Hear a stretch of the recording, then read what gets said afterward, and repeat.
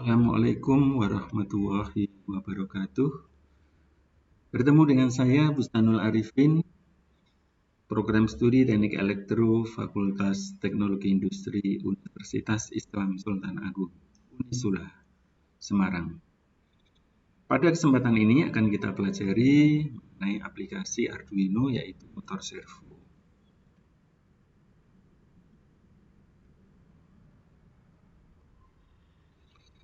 Piranti elektronik yang dapat mengubah energi listrik menjadi energi mekanik atau energi gerak disebut dengan motor.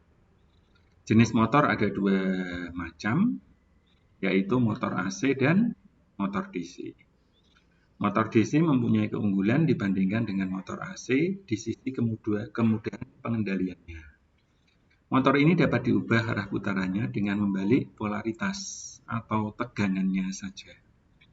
Kecepatan motor DC dapat diatur, salah satunya adalah dengan cara mengatur tegangan yang masuk ke dalamnya. Hal ini sering disebut dengan istilah pulse width modulation atau PWM. Bagian motor terdiri atas stator, bagian yang diam, dan bagian rotor, bagian yang berputar. Ini adalah gambar dari motor DC, salah satunya, ya, jenisnya adalah motor servo. Jadi motor servo kalau dibongkar dalamnya seperti ini, ya. Dia dari luar terlihat kotak, ya, tetapi sebenarnya di dalamnya ada motor yang berbentuk silinder dilengkapi dengan gear-gear atau gigi-gigi yang akan membantu dalam putaran motornya. Ya, ini jadi bentuknya adalah kotak, ya. Tetapi aslinya adalah tetap motor yaitu silinder, ya. Ini ada motor servo AC, ya, untuk industri yang besar, dan yang paling kecil, paling sederhana dan paling banyak digunakan di aplikasi-aplikasi yang tidak membutuhkan kerumitan. Digunakanlah motor servo yang warnanya biru ini, harganya sangat murah sekali. Tapi memang untuk digunakan jangka panjang ini tidak direkomendasikan. Yang direkomendasikan adalah motor servo dengan gear yang metal, ya, atau logam, karena dia akan lebih awet. Begitu juga digunakan dalam tim-tim robotik kita, yaitu misalnya tim KRSTI, yaitu tim kontes robot seni tari Indonesia. Kebanyakan menggunakan motor servo. Motor servo ada dua jenis, ya, AC dan DC, yang telah dilengkapi dengan pengendali dan gearbox sehingga mempunyai torsi yang besar. Ya, gear-gear tadi digunakan agar torsinya dapat diperbesar. Motor servo ada yang dapat digerakkan 180 derajat, ada yang sampai dengan 360 derajat, sehingga kembali ke titik awal. Kalau 180 ya kebalikannya, ya. Kalau 360 dia. Motor servo ini banyak digunakan dalam industri untuk keperluan produksi yang mempunyai pengendalian posisi tertentu. Selain di industri, aplikasi motor servo banyak digunakan untuk pengendalian robot. Ini adalah pengendalian motor servo, ya. Cara pengendalian dengan memberikan sinyal. Kabel-kabel yang umum digunakan berwarna merah hitam. Seperti biasa, ya, merah standarnya adalah untuk plus, hitam untuk minus. Untuk kabel data ada yang menggunakan warna putih, kuning, ya, atau ini black and white, jadi hitam diberi strip putih. Ada juga yang menggunakan warna orange atau oranye. Ya.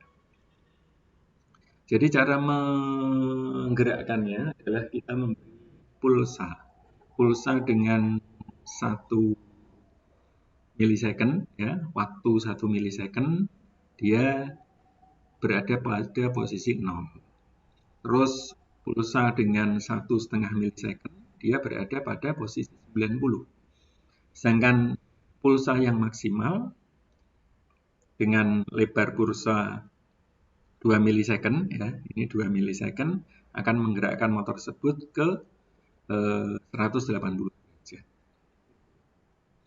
Baik, sekarang kita coba menggunakan motor servo dan osiloskop di dalam ISIS Proteus. Jadi silakan Anda rangkai rangkaian ini, Arduino motor PWM servo. Saya tunjukkan rangkaian ISIS Proteusnya ini, ya. Di motor servo.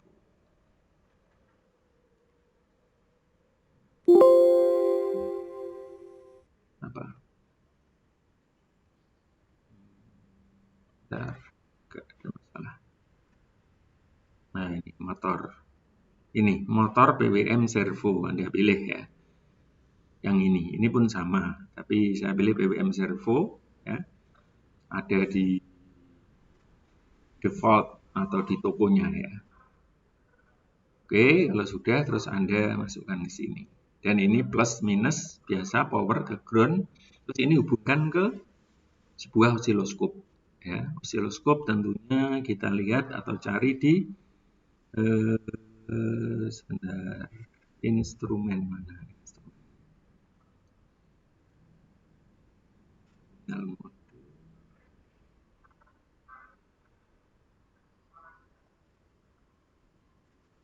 Oh, ini virtual instrument mode. Anda pilih osiloskop, ya. Gunakan channel A. Seperti itu. Saya sedikit perbesar. Ini.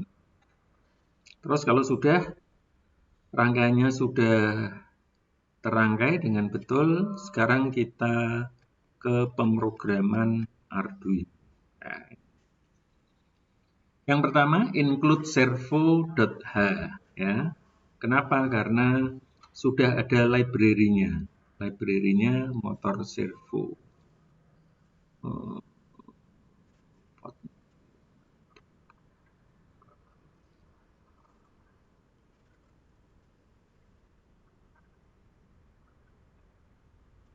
Ya, sudah ada servo. Terus servo kita beri nama myservo, create servo object to control a servo, ya. Boleh Anda menggunakan nama servo gitu, ya. Tapi yang jelas servo itu nanti kita namakan kalau di sini servo. Terus integer posisi sama dengan 0, posisi awal, ya. Void setup myservo.attach kurung 3, ya. Kenapa? Karena pin 3 ini dihubungkan dengan motor servo. Coba kita lihat. Nah, pin 3. Ya. Anda samakan dengan ini, ya.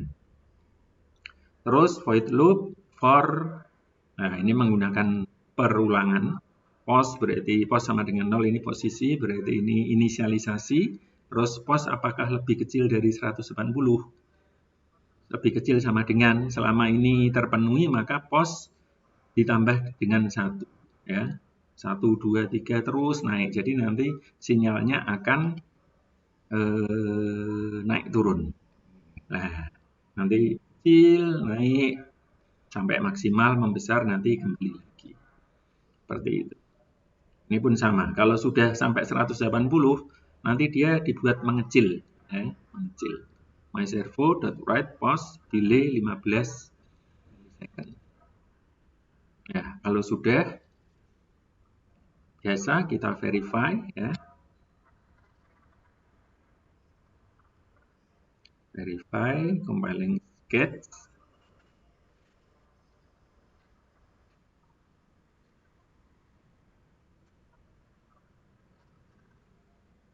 Ya, sudah kita ambil file hexanya. Ctrl C, masuk ke rangkaian ini. Klik, terus kita delete dulu.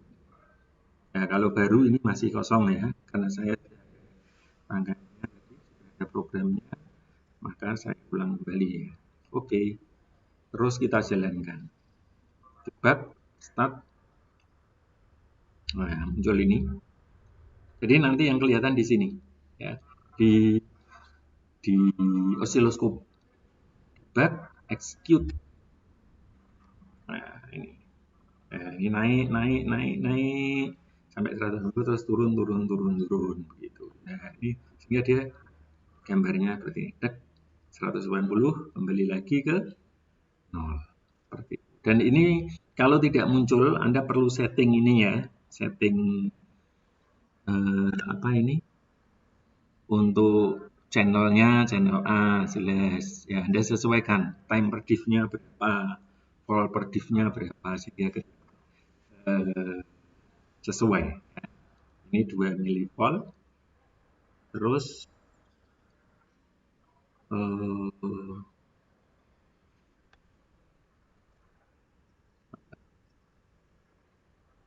source-nya di sini position ini 5 milisecond ya. Time per diff-nya.